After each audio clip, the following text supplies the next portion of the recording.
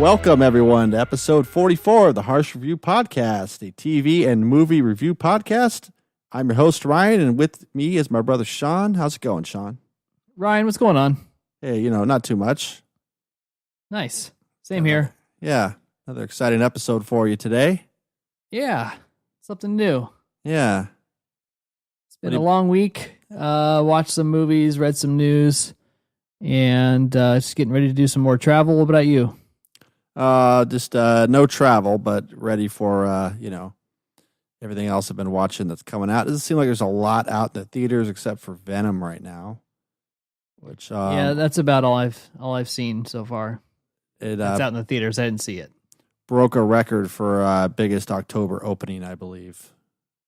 Yeah, I've read mixed reviews so far. I kind of wanted to wait before I went and saw it, just in case it wasn't good. But it's kind of mixed. Who knows? Yeah, Still interested. I'll give it a week or two. Yeah, same here. But it's all out of pocket because this podcast isn't paying for my movie sojourns. Yeah, folks, come on. Give us money. We'll go watch movies for you. It's a full-time job. I don't know if I could do that as a full-time job. Eventually just get sick of movies. Yeah, it's fun when it's, a nice hobby, but full-time, I think you'd stop enjoying movies and you just start looking at them to talk about them. That's true. I don't know. I think that's for everything, though. Doesn't matter if it's movies or games or sports or you name it. You could take the fun out of it, that's for sure. Absolutely. Yeah. But, I don't know. What else is new with you? Not much. Just working hard. Southern California doesn't want to let go of the heat. It's going to be... It's not getting fall yet? Well, it feels like it one day, and then the next day it's like 85, 90, so... Yeah, it's getting fall up here in the Pacific Northwest. A lot of red, orange trees. It's starting to look nice. You guys have kind of what you would expect. Actual seasons. Yeah, I know. It's kind of cool. But then you get over it pretty quickly too. So I don't know. Nice. Kind of miss California in some respects, but other times you don't. People. So let's get to some news. What do you say? Yeah, well, you got some nice mellow energy over there. Yeah, let's do this. Let's talk about the news over the Harsch Review, sponsored by NPR. That's fascinating. Let's put everybody to sleep. Let's get some energy. All right, news. Go ahead, Sean. Oh, you want me to go first? Sure. Yeah, I was queuing it up for you. All right. James Bond as a woman. Oh. Not really, but the producer for James Bond, or the executive producer, Barbara Broccoli, or Broccoli. Looks like broccoli to me. I like broccoli better. Yeah, there's just a discussion she had with The Guardian, and people are talking about, should James Bond be a woman? And she basically said that James Bond, who is our martini-loving chap, will always be played by a man, as she doesn't consider the character to be a feminist. Bond is male. He's a male character. He was written as a male, and I think he'll probably stay as a male. Let's just create more female characters and make the story fit those female characters. Bond was written in the 50s, so there's certain things in Bond's DNA that are probably not going to change. So kind of just entertaining to me that this was even a discussion. Was it like Deborah Bond? I don't know. Sure. Jamie Bond. Yeah. Pat Bond. Yeah.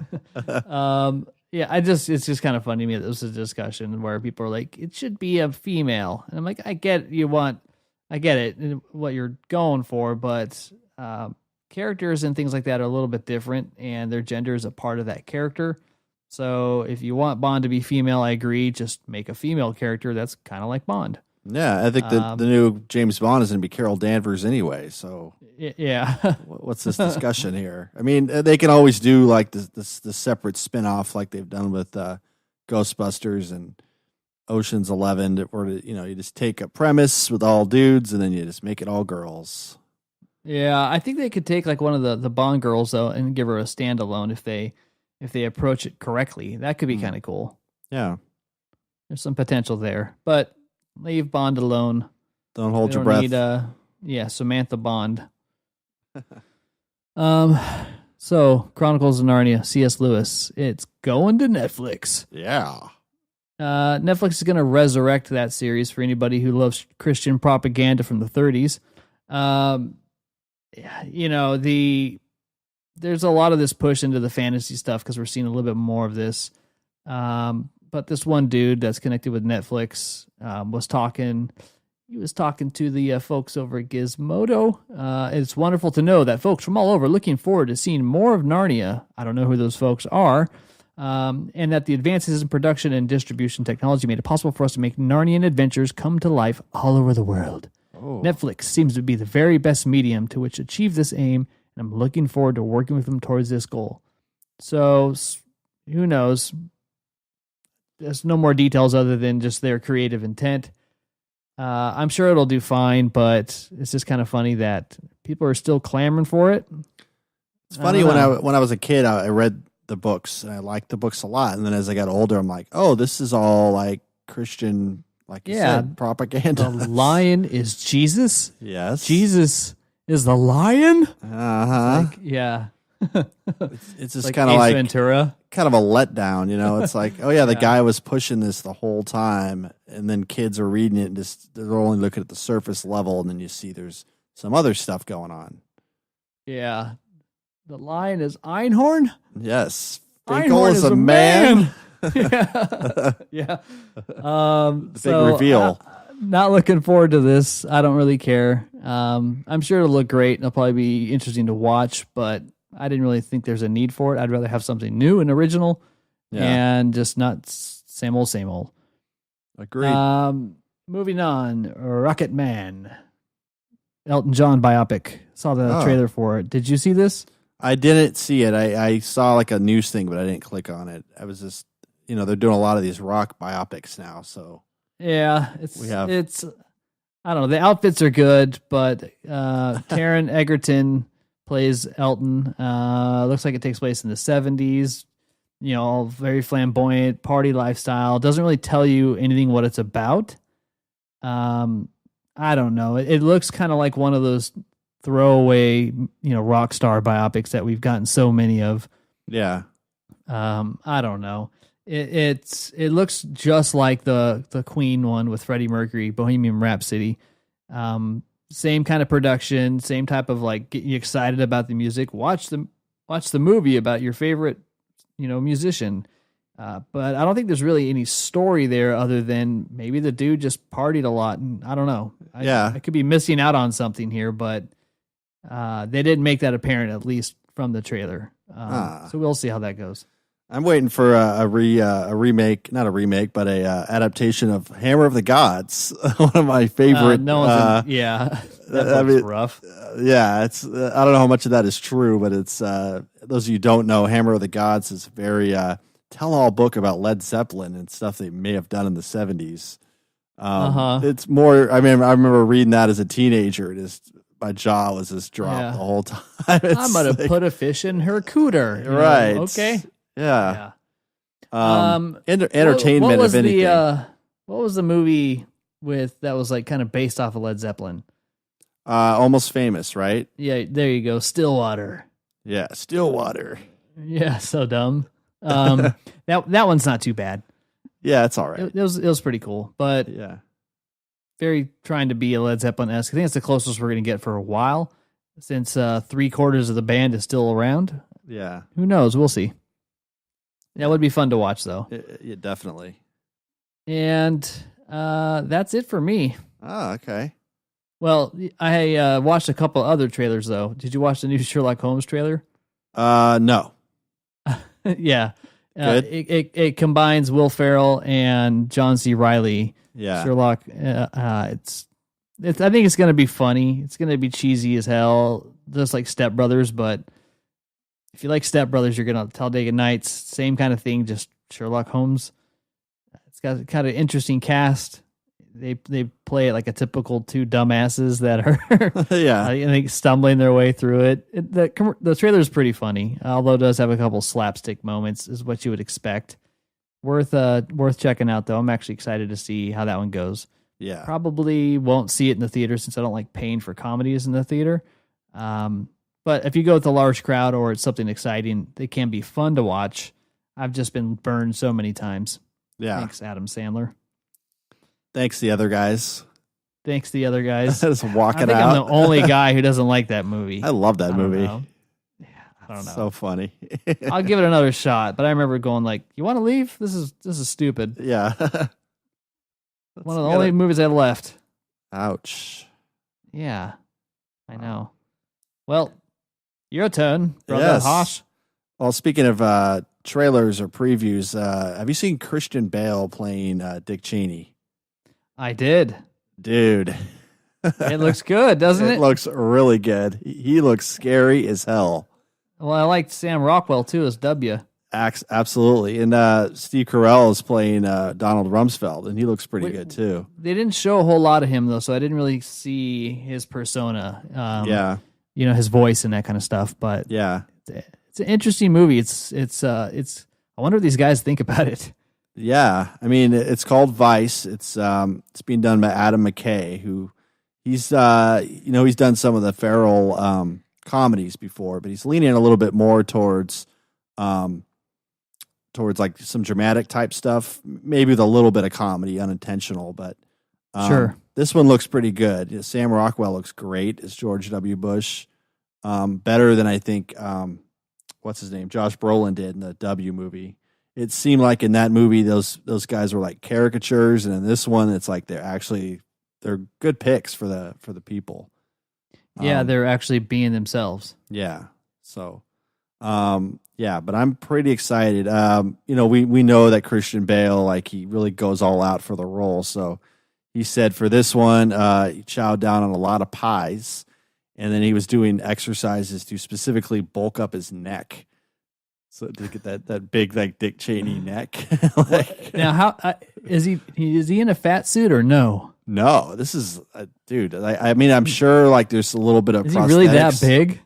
Dude, it looks pretty crazy. I'd love to see. I'm sure there's like some kind of head or nose prosthetic because usually that is involved. But it looks pretty good. I mean, it's and there's different like kind of incarnations of him. So I think it's going to focus mainly on his rise.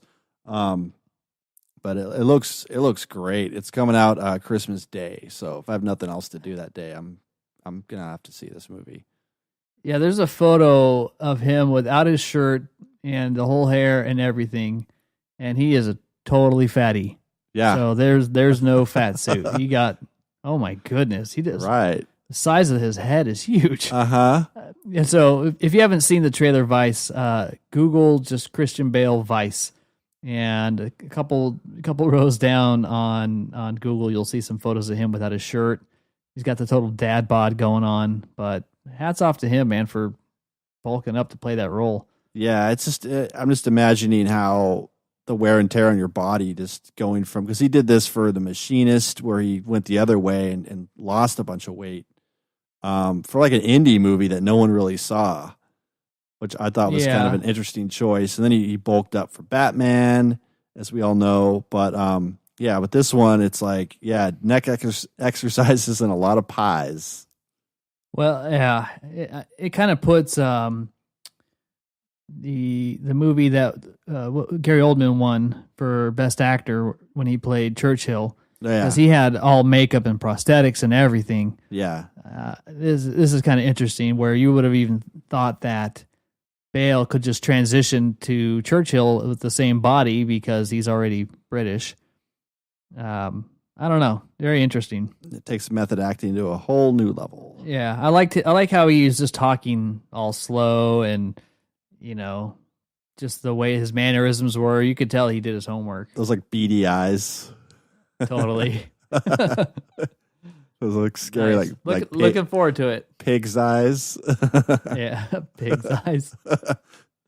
All right, so this one is about an idiot comment made by Richard Dreyfuss. Who would have thought, right? Uh-huh. He came out and said that he thinks Jaws should be re-released with a CGI shark in place of the movie's notoriously awful-looking mechanical beast. I don't know why. So take the exact same movie, but Right. CGI in a shark. Lucas it up a little bit. Just the times have changed. Oh no, that's what makes it so good. Yeah, well, I mean, we've talked about this on a whole other episode, like separately, but the movie isn't really even about the shark. I mean, the shark obviously is a big part of it, but it's like, the movie's really about like the interaction between these characters, and the shark is really like secondary or even third on the list compared to everything else that's going on. But I don't know why Dreyfuss had to come out and say that, like, calling for these modern day like experts to step in and fix the quote unquote problem of the mechanical shark. He's probably just trying to get somebody to do it so they can re-release it and he can make more money, so he doesn't actually have to act anymore. Yeah, he says, I think they should do it. It would be huge, and it would open up the film to younger people. Is that blasphemy? No, I don't think so. The technology now can make the shark look as good as the rest of the movie, but it's like you're not going to reach a new audience just that way, because the shark's barely even in it anyway. So you're gonna have to add a whole, some other stuff, whatever. But we're purists when it comes to this film, I guess. So I don't think it. Yeah, I think we already had the Meg, so I mean that kind of. The Meg. It's what makes the movie special. Quiet. I mean, it would be kind of cool to see. I'd be curious. But you'd have to distress the shark to make it look, to match the color grading and the age of that film. Yeah. Yeah. So because a lot of CG movies are very clean, they're not gritty or vintage looking. And that helps blend the CG, gets, accurate lighting and all kinds of stuff. So it would be pretty tough to do, to actually make it look good.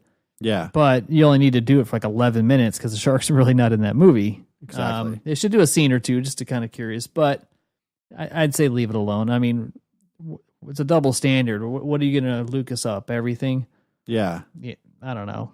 That could happen to a lot of movies. They just remix it, so to speak. Like Zeppelin, we mentioned earlier, like has a new remix every year. Like, keep buying our stuff. Yeah. I mean, it speaks for itself. I think it was, with that stuff, it was great when it came out. You don't really need to keep messing with it, but it seems like, hey, we got some unreleased tracks. It's like, all right, great. We that do. makes it better. Yeah. So that's Mr. Dreyfuss needs it. What they should CGI is George Lucas's neck in that picture I posted on our site a couple weeks ago. The turkey. That looks really bad. That's not a turkey. That's a frog, sir. Yeah. It's beyond turkey neck. Speaking of Star Wars, we got the news this week that we have this live action Star Wars series that we all know about coming out from Jon Favreau. So we have some new information about it. The series will be called The Mandalorian. It'll be focusing. Yeah, I saw the first set photo from this. Yeah, focusing on a lone gunfighter in the era after Return of the Jedi. It's going to be interesting because it's a pretty deep cut into Star Wars lore. Yeah, and that's like that's a mouthful, like the title, The Mandalorian. It's like, well, did you see what Favreau put on his Twitter? Yeah, what he wrote about it? I think so. I'm looking for it right now. Yeah, he says, after the stories of Jango and Boba Fett, another warrior emerges in the Star Wars universe. The Mandalorian is set after the fall of the Empire and before the emergence of the First Order. We follow the travails of a lone gunfighter into the outer reaches of the galaxy, far from the authority of the New Republic. So I don't know what happened there. So like a Clint Eastwood type. Yeah, I think it's going to be kind of like a Western type of feel.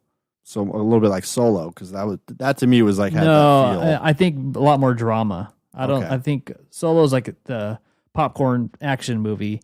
This doesn't sound like it's going to have that same kind of tone. Sounds like it's going to be a little bit grittier, especially if it follows a single character that nobody really knows. You're going to have to like build up that character and establish it. Yeah. So it might have a little bit more of a serious tone, but who knows? I really can only speculate. Yeah. Yeah, but I'm curious. I think it's going to be. It's definitely in the Star Wars universe, but isn't all Star Wars-y. So I think that's what they kind of need to do is get away from that Skywalker family and the lightsabers and try something fresh. I just thought they were saying like we're not going to do Star Wars for a while, and then they're doing this. I mean, so what's going on? Like, are they just no the feature movies because this isn't a movie. So they're kind of wanting to stick to a regular release schedule for Star Wars and not double down every year. So I think that what they're going to do is pause, wait until they finish up 9, and then kind of go, all right, once a year we might have a new Star Wars movie, but 2 a year might be too much. So I think that what they're going to do is they're going to pause and then not release anything before 9 because they don't want to touch their golden cow, from making them all the money. Yeah. And then so what happens after that? They start a new trilogy that might be the box office poll, and then they're going to work the side channels like Netflix or Disney Play, their new streaming service that comes out next year. That's where you'll get other Star Wars type content. Nice. Anyway, the Mandalorian. The Mandalorian rhymes with DeLorean. Yeah. A car with Ladies the doors open straight up. Ladies and gentlemen, here comes the Mandalorian in his DeLorean. A parking lot nightmare. He's the guy that's to park away from everybody because his doors will hit your car. I know. Yeah, well. All right. One more thing I got for you. Another funny little tidbit. Rambo 5 photo has released. I saw this. He looks like the Marlboro Man. So basically, totally does. He just looks all like he's. It's basically, and my news story just disappeared on me. That's great. I had it on my phone and it's gone now. Oh, here it is. Now you can go off of memory and inspiration. There you go. So it's called Rambo: Last Blood. Last Blood. Because it might be the last one, but it Yeah. probably won't. I don't do good, It probably won't be. Rambo's living the life of a mountain frontiersman. He looks like he looks straight out of remember those Time Life Old West books with the leather-bound covers? Sure. Yeah, he looks like one of those guys from that book. Like it's just like a sepia-toned photograph. It looks like his head is on someone else's body. He's wearing a flannel shirt with a cowboy hat and it looks like Tommy Lee Jones is a partner in No Country. A little bit, huh? Like that's a old Texas sheriff here. Yeah. So Rambo: Last Blood picks up after Rambo, with John Rambo clearly in retirement and just trying to avoid violence. He's just trying to stay out of trouble, but then violence pulls him back in. Of course. How many times has this plot been rehashed? Exactly. Like, I'm just trying to live a straight life. I don't want to go back to the life. Well, that's kind of what the first one was kind of about. Yeah. He's trying to get away and just leave me get up alone. in his shit. Yeah. It's like, I'm just walking to some Alaskan PNW town here. Leave me alone. I want to get away from it, boss. For those of you clamoring to know the details, Rambo teams up with a journalist to track down and rescue a group of local girls that have been kidnapped by a Mexican sex trafficking ring after trying to settle down to a quiet, peaceful life stateside at the family ranch in Arizona after spending decades abroad. Jeez. In Burma. Burma's where he murdered like 150 people. Yeah, like brutally. Yeah. Of course he's trying to settle down. He's wanted by the law in Burma. Yeah. And Brian Dennehy wants him, so. Brian Dennehy. The sheriff from the First Blood. There's what's this movie? Hold on. So yeah, I know Arnold's done similar type of movies like this where, he did one called The Last Stand in 2013 where, so he's like a old sheriff at a border town and yeah, some drug cartel comes into town and he has to, get back at it. He's like, I'm just minding my business and you guys are to come in and muck it all up. Yeah. Muck it up the works. There's just all kinds of dumb movies like this. Yeah. But I wonder how violent it will be compared to the other one, which is just like a bloodbath. The last Rambo. It's kind of funny. I took our mom to see that, and I was like, God. Yeah, us, is that younger why brother. She hasn't and my returned mom. your phone calls? No, it was like, what do you want to go see? It's like, let's go see Rambo. Yeah. And then by like halfway through the movie, where he just posts up on the back of that truck. Oh yeah, and he gets on that gun, just for like 20 minutes. 20 minutes just murdering it's half like this the jungle. dramatic music, and then it's like guys just like getting like eviscerated by this gun. it probably isn't even him shooting it. It's just like some stand-in guy. Yeah, and, he's you all know, just shredded going for it. And then Right. our mom was probably like, "Well, that was interesting." Like Well, after First Blood was cool. I mean, we had that on VHS as a kid. it was good. Yeah, it was great. And I It's really over. that, It's over, that movie was a Johnny. huge inspiration. You know, growing up in the mountains, Yeah, I just wanted to put like a knife between my teeth and jump in a river. You know, but it's over, Johnny. it's over, Johnny. Nothing is over. Nothing. That's the dumbest line to quote. Right? Yeah, It just has like a breakdown. You're like, whoa. yeah, that's cool. I want to like get holed up into the woods and then make all these booby traps in like 20 minutes, and then Yeah. you know murder half the town's sheriffs because they don't want to be caught. Seriously. And then they catch him after he wreaked havoc. He's like, he's just a messed up vet. Let him be. Yeah. You know, and then back at it. It's like, oh, Right? okay, we should have left him alone. We need you. One Yeah. more time. There'll be another One more time, time. but just this one last time. Yep. Nice. So that's all I Well- got for the news. Exciting. Yep. Let's turn our heads to what we've been watching lately. Cue Let's the do it. music. All right. You want to start? Sure. Yeah. So I watched Good, Better, Best. Okay. Or should I say Good, Decent, Bad. Oh. And I'm going to start with the middle one. So I watched a movie called The Score, and it's a documentary, and it's about composition, movie composition, in the film industry. And I'm pretty sure it's called The Score, something like You might that. have that messed up with I think it's a movie with Edward Norton and Robert De Niro Yeah, where they're it going to sounds do one. familiar, doesn't it? They're going to do one last job. Yeah, it's just called Score, a film Get out- documentary. Get out of the life. Okay. Yeah, one last job. I got to get out of the life.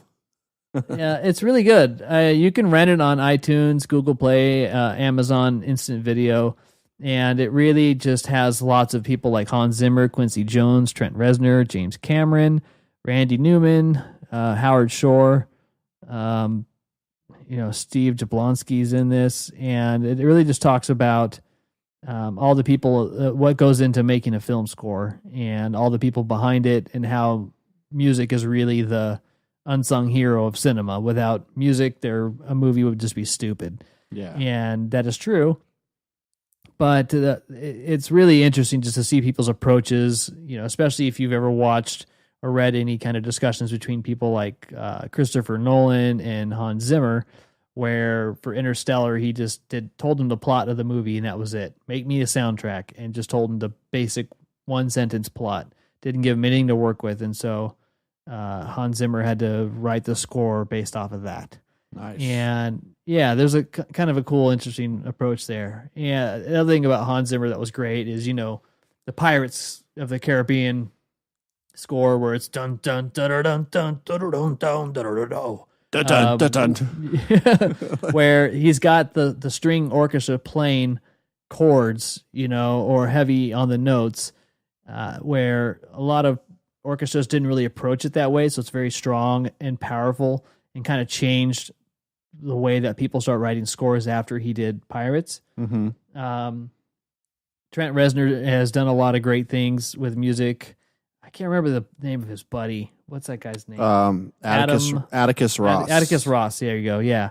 Those two were in this for quite a bit, talking about how they approached different things, and how David Fincher was like, we want you to do a score for a movie. He's like, I'm in. What's the movie about? He said, Facebook. I'm out. So they're both like, oh, really? Yeah. So they took a different approach to it, which actually kind of made that movie interesting. You remove some of the score and the way that the tension is built, and that movie is just not the same. Yeah. So it's really good if you like music and movies. Hans Zimmer said a fact that was very interesting. He said that movies are the only thing that are keeping orchestras and people from learning orchestras employed. If movies didn't use actual orchestras, then there would be no money, and that would be a dying art. So Good point. it's kind of, I was like, what do you know? Yeah. They're just doing so much live orchestras. That's where they get their money. Good point, You can Hans. still do live performances, but it's not as lucrative. You're not going to make as much. Sure. So, Okay. yeah, that was the first one I watched. Score, a film documentary. Check it out. That's best. Settle the score. Score. All right, so let's go to the worst one. All right. This was a flight on Alaska where it's just slim pickings. I've like burned through their catalog. And since I recently just watched The Godfathers, we kind of talked about, and the last few weeks, I watched another De Niro classic. Came out in 2015, and it's called The Intern. 70-year-old widower Ben Whitaker has discovered that retirement isn't all that it's cracked up to be. I'm an intern. Seizing the opportunity back in the game, he becomes a senior intern at an online fashion site founded and run by Jules Austin. So it's starring Robert De Niro and Anne Hathaway, and it is the worst movie ever. It looks like the worst movie ever. He is just... It's almost like he's on pills and just showing up, and then they're just filming it, and he's saying his lines. He adds no value at all to the whole discussion. Which is sad, because he used to be like a good actor. Yeah, he did. It's just... a long time ago, though. Like, I don't understand. I wanted to see something that he's done somewhat recent, and I look at this and I go... I don't understand why he would do this. Like, he really needs the money. Is he trying to be funny again? Like, no, honestly, it's like he just is just talking the lines. He just showed up and they said action, and he reminds me, he plays it just kind of like the old man from Pixar's Up, but without the grumpiness. He's just kind of like going through his motions. He's all neat and particular, and he's in some apparel place with a bunch of hipsters. And just how he doesn't get along and understand these hipster kids, but then they start to accept old grandpa, and then he ends up changing everyone's lives because he's at some Kickstarter with a bunch of hipsters. So, it's just dumb. So, anyways, don't watch it. The Intern, or watch it if you, if you're into like sadism, like make someone else watch it. If you're like 2 Bloody Marys deep on an Alaskan flight from New Hampshire, and you're like, this looks interesting. So is it like unintentional comedy bad, or is it just like stay away at all costs? It's honestly, it's kind of like it's like a date movie for teenagers or early 20-somethings. So in other words, if you like Anne Hathaway, it's like her type of movie that she would do, or, just those cute, funny female leads that have like their throwaway scripts. De Niro's not the pull in this, so I think that if a lot of people see it and they don't know De Niro at all, they're going to be like, "I don't get it. What's the whole deal? What's the deal here?" And so I don't know. It's not a movie for De Niro fans. And it's weird that his face and stuff is all over it. Although he's the lead, he's the main actor. It's really not for his fans, I guess. I don't get it. Well, that sucks. I was going to watch that, so. No, you weren't. Nah, well, it's on my list. Yeah.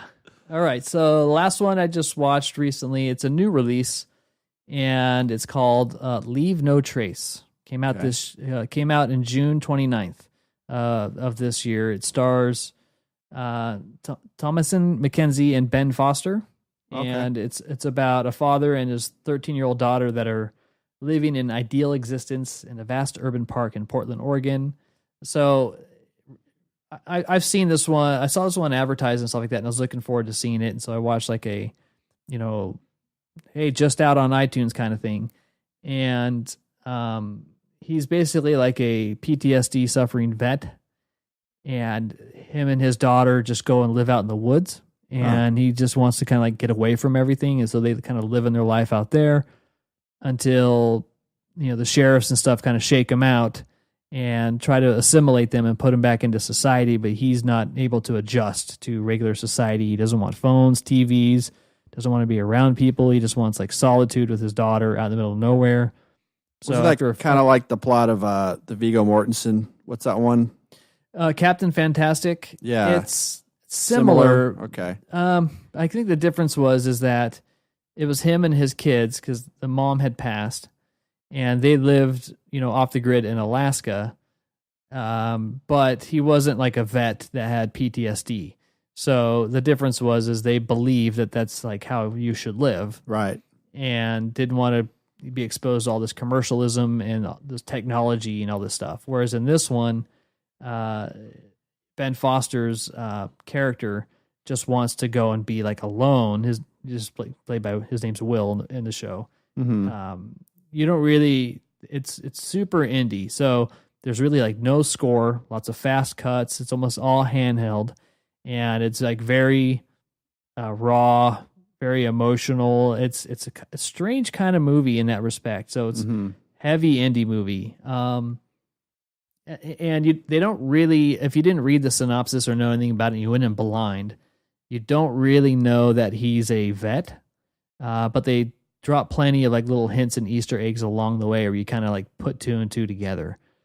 And you don't really know what his motivation is, or it's just very slow to kind of bring you along at understanding his backstory, and then the chemistry he has with his daughter is like very authentic. It's a bit strange watching Ben Foster though play like a character that's not just a son of a bitch. Yeah, he's a good actor. He's really good. He's super intense. I mean, I liked him in Hostels. I thought he was great in that, although he had a smaller role. I really liked him in what's the program where he played Lance Armstrong? Oh yeah, 310 to Yuma. 310 to Yuma. That's another one where he's great. Mm-hmm. Him against Christian Bale again in 310 and Hostels, but Hell and High Water, he's really dirty in that one. Oh yeah, that's a good movie. He's just really super intense and all around. I really kind of like anything that he's been in, and this is one where he just plays somebody who's just kind of disturbed, and so you kind of you go along that journey, and I just kind of feel like as you're watching the movie, you're just waiting for something bad to happen or something negative, or like, okay, what's it gonna be, and just kind of spoil it. There really isn't any pivotal plot point, so to speak. It's not that kind of movie. So you have to just kind of go into a watching just somebody struggle and try to decide how they're going to react to being a veteran of war without ever talking about war or anything. It's a very suggestive, but there's nothing like direct that says like, this is what's wrong with him. Like, you don't get it. You just have to see his motivations, his actions to try to understand. Yeah. So I think you would definitely dig it. It's he did a great job in it, and it won a lot of awards on the indie circuit. If you want a nice indie film that's just a small cast with an intimate story, especially if you're a veteran, you'll probably really enjoy this take on PTSD. It's really good. Nice. Yeah. Okay. So that there you have it. Leave No Trace. Nice. Available now. Nice. All right. Yeah. Well, let me start with mine. I've been watching Mayans MC. Is it out? Yeah, it's been out. It's like on episode 5 or something. Okay. I didn't know it was out yet. All right. How is it? I'm actually curious to hear about this. I want to rename it to Preposterous Mayans MC. Because that's what it is. It's like there's like kidnappings, people getting their limbs hacked off, explosions, gunfights. I didn't see one cop until episode 4. That's kind of why this is preposterous. And it's just like Sons of Anarchy, where like all this crazy shit happens, and then the cops don't show up until the end, and they're like, "Did you guys know who did this?" And they're like, "Nope." Like, you're the only motorcycle gang in town. Are you sure you don't know? Nope. There's a tunnel, Sean, in this show that goes from San Diego all the way to TJ. It's like a big ass tunnel. Ridiculous. It's just like, but I think with these but I love it. I don't know why, but these are just stupid but entertaining. Yeah, it's a soap opera for men. Yeah, that's what wrestling is. Yes. Yeah. Soap opera for men. Yeah, that's exactly what it is. So that's a good way. Yeah. So talk about like, does it feel just like Sons of Anarchy, or does it kind of go in for its own thing? It feels pretty much, like Sons of Anarchy. I mean, there's like a lot of the characters you don't really like or identify with. Edward James Olmos is in it. He's pretty cool. I mean, he's always, pretty cool whatever he does. He's just like an old, haggard, like butcher who's, he has some kind of role in this that I'm not going to give away. But you don't really like any of the characters. It's just, they're all pretty surface level. Dialogue kind of stinks. but it's So there's not like the Mexican Jacks. There is like he's a guy that's like he has a little a criminal past. He likes to read poetry. He's got like a he's deep. Yeah, he's got a photographic memory going on. So, but other than that, it's just kind of like, all right, this is what it is. You don't really expect too much. I think that's kind of why people like these shows. It's like you're not really going to get like a whole lot out of it, but it's fun to watch. I mean, don't get me wrong. And he's like a prospect or anything in this? Do they? Yep. Yeah, he's prospect, and he's got so he's got to do all the dirty work and shit. There's a scene where the guy's like the head of the gang's like, here, go detail my motorcycle, and then he's like, and do everyone else's, and I'm like, well, like you expect this guy to like pay out of pocket to like detail like 20 fucking motorcycles? I mean, come on, dude. It's so ridiculous. Do you recognize anybody from Sons of Anarchy in it? No, Gemma's in it for a minute. I don't know what she's doing in there. And then the guy with no hands, what I'm talking about? He's in it too. The guy with no hands. That's all I know. That's his name in the credits. Pretty much. The guy with I forget his name, but it's kind of like these shows, Game of Thrones. Like I don't know anybody's name. I just know what they do and what kind of person they are. So, I would definitely check it out though. I mean, it's funny. Like sometimes some of it's just kind of ridiculous. Definitely like over dramatic, like Sons of Anarchy is, but I don't think it's going for anything, too highfalutin. Really, it's just like I said, soap operas for men. All right. Yeah. Well, if you're a fan of Sons of Anarchy, you might enjoy it. Yeah. Fair. Are you a fan of Sons of Anarchy? I watched the whole thing, and it was entertaining for a little while, and then just got like, just get it over with, kill everybody, and wrap it up. Yeah. I don't know. Pretty much. Yeah. It was just ridiculous. Like, the law enforcement that bad. Yeah, come on. Well, yeah. Then they have like that one guy who's dying of cancer, who's like their friend, and he's like always like, I'll look into it. Like every time, and it's just like a new sheriff comes along, and they're like corrupt and bad, So I think it's whatever. Yeah. Who knows?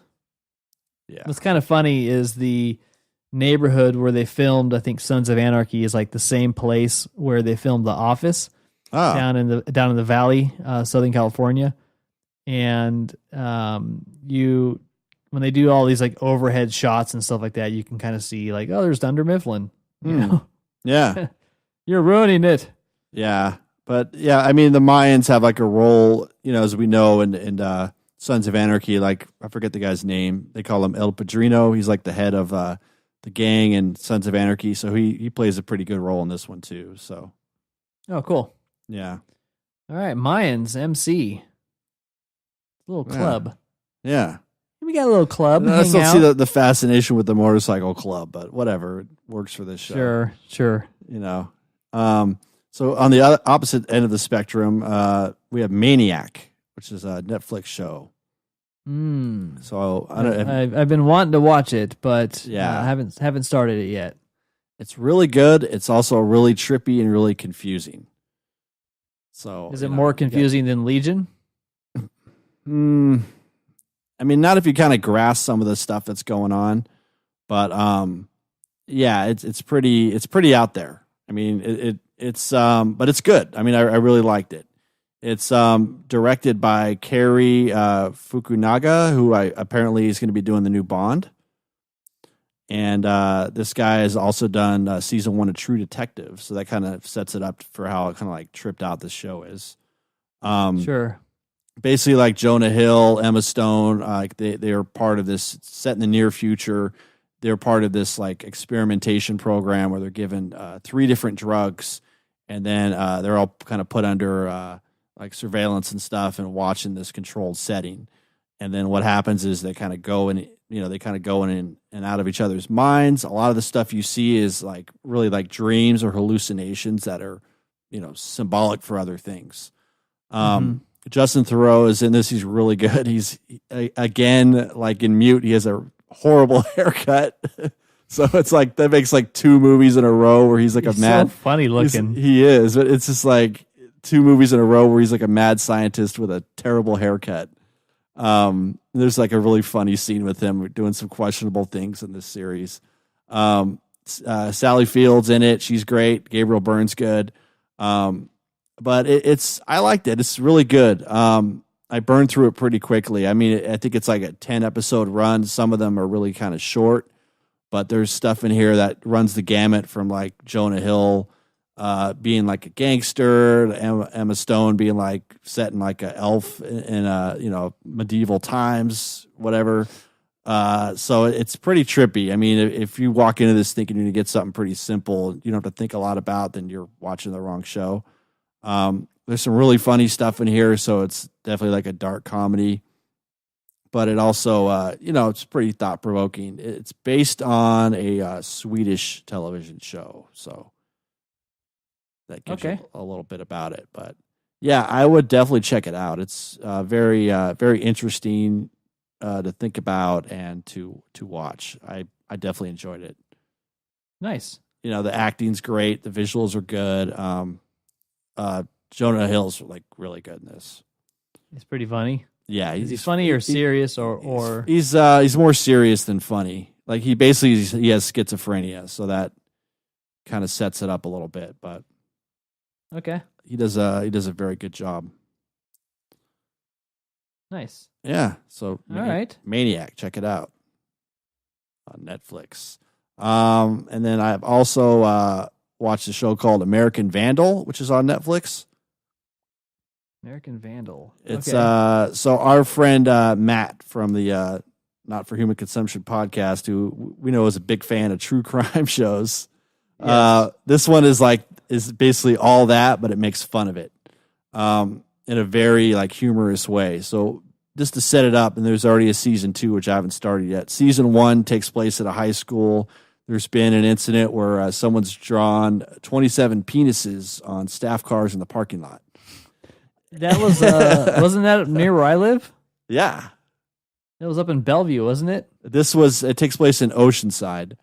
Oceanside, okay. It's some other thing about Bellevue up here. It's probably inspired by it. It's a mockumentary, so supposedly might be based on true events or not, but I thought it was hilarious. I mean, it really does a good job of like sending up stuff like the staircase and making a murderer in terms of like, we have this very simple story. A guy's been accused, but then it takes a turn and then you get into every little facet of his life. And then, so it does a good job of that.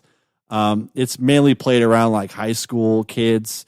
There's 2 high school kids that work for the TV station that are making this. And it gets into that little bit of their drama as well. But I would recommend it to like anyone who likes the true crime stuff and doesn't take it too seriously. This is something that, takes a very funny premise and it goes the other way with it, which, I thought they did a really good job of it.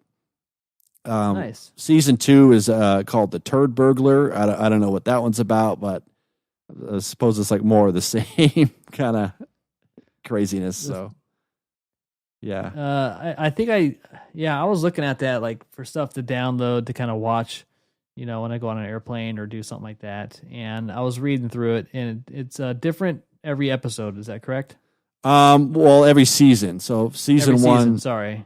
Season 1 centers on one crime, and then it just each episode's about 30 minutes, so it's not like a whole chunk of time. But it is funny, like with the interviews, the character. You've never seen any of these people before, so it's pretty indie. But that's kind of why it's good, because it sets it up like it works. It works. It's like this guy could have done it, but then it's like it's a silly crime, but you're trying to figure out the whole time, like. Well, maybe this person did it, or why did this person do that? Or so I think it works pretty well. It's a nice little respite from all those true crime things that we're getting inundated with. It seems like that and sci-fi and fantasy. I think those 3 things are what a lot of the networks are kind of playing up on these days. Yeah, there's a whole, it's like a gold mine out there, because you need to get something that you can squeeze 5 seasons out of and just keep it running and build up some equity, because then you start getting the merchandise and all that kind of stuff. It's really hard to merchandise something if you don't have a whole lot going on for it, Yeah. Yeah. All right, cool. So Check you've been it out. busy, man. You've been watching some stuff. Yeah. One more for you, and then I'm done. Documentary called Quincy about Quincy Jones. Oh, it just came out, didn't it? Yeah, it's pretty good. I mean, the guy is, I didn't know a lot about him. I just kind of knew that he produced Michael Jackson's first couple records. And obviously like a mogul, but the guy is like a serious, like, it portrays him. It's made by his daughter. So you would say, oh yeah, it's a little bit like it kind of like pandering. Yeah, but it really isn't. Like, I mean, the first 15 minutes, it just shows how big of a drinker the guy was, like just partying all the time. And then he goes a hot mess for a while. Oh yeah. Then he goes into like a diabetic coma, wakes up, he's still having some issues. And the guy's 85. So it's like, you really can't like be partying that hard at that age. But, he was making it work for a while, but it kind of goes back and forth between, how he started out like very young, meeting like Ray Charles, and then went on to his work a little bit more with like Frank Sinatra, Miles Davis, film scores, all kinds of stuff. Herbie Hancock's in it, which is cool. I'm a big jazz fan, so I like seeing that. Stuff with Michael Jackson. It didn't really have anything. I mean, he came out recently in an interview where he just like lost it. Like, I don't know if you read the interview he did like a couple months ago. I did. That was really good. It was really good. He just outed like everybody like he ever worked with, which makes it kind of like that. It's just kind of like an old man, just like he knows he doesn't have much time to go, and he's just kind of letting it go. So this documentary doesn't really have any of that in it, but it's still pretty good to watch if you're interested in like music. And this guy knows everybody. Everybody knows him. He started a lot of careers. Oh, he's a legend. Yeah. So, it makes you respect him a little more, even though like, I mean, he's kind of arrogant, kind of just does his own thing, but I think he kind of deserves that after what he's done. I don't know. I've always had the impression that he was a bit of a prick. Yeah. And that's kind of what it seems like he is, but, I mean, the guy has quite the resume. So it's like, if he's not like, you're allowed to be. I think so at that age too. I mean, if he was like half his age and he was a prick like that, I'd be like, yeah, it's just another one of these. But I think he deserves the respect at this point. So good documentary. I liked it. Sure. Yeah. Quincy. Nice. Quincy. Okay. So that's all I have for now. So let's, so last 2 weeks we did the Harry Godfather episodes, and we were debating on doing a third one, and we're going to pause that for a little while. You want to update me on why? Yeah. Well, I did watch the first three. I really do like them. I've started reading the books. So, the books are good, actually. Like I thought they'd be like children's books, but they're actually like seemingly more adult than anything, which is kind of cool. So, and I'm an avid reader, so I thought I'd just turn to the books and, catch up a little bit more on the books and then kind of reboot the movies. So, I will get back to them eventually. I'm not blowing them off entirely. Just reading the first book now. It's pretty good. So what we'll do is I'm sure you'll burn through those books in like a couple weeks or whatever. Take your time. No rush. A fortnight. And then we'll go back and see how it went.